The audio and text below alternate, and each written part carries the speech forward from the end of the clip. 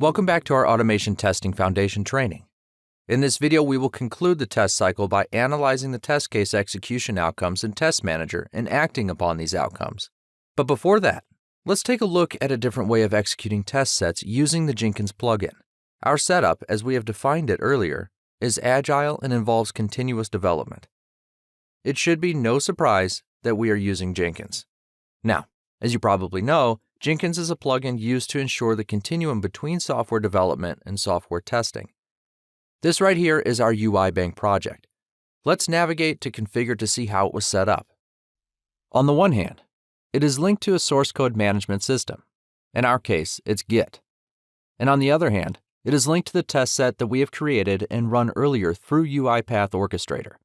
So, whenever we commit changes to Git in our project, we automatically trigger the test set through a webhook. And, as you will see, the results become visible in Test Manager. Let's go back to our controller now. One commit action was enough to trigger the execution of the test set. If we click on it and go to the console output, we can actually see all the actions triggered, and the tests are now running. For this demo, we are running them on the same machine. In a real-life scenario, it would be more effective to run them on a separate machine and continue with our work.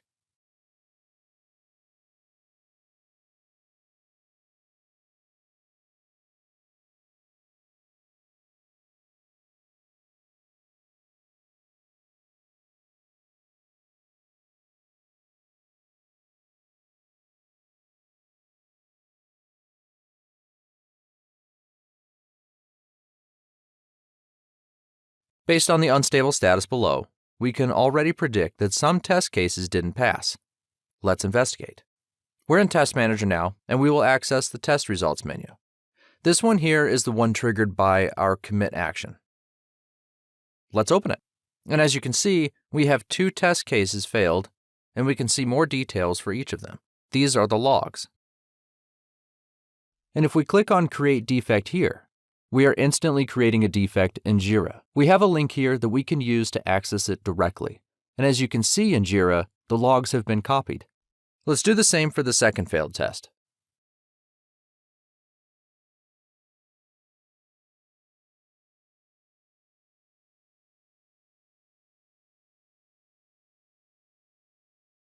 One more thing.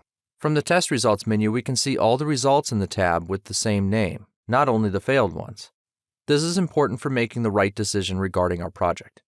All right, we are at the end of our scenario. We hope it gave you the right amount of information to get started with UiPath Test Suite and integrate it with the other tools that you are using. Thank you for watching. Until next time, happy testing automation!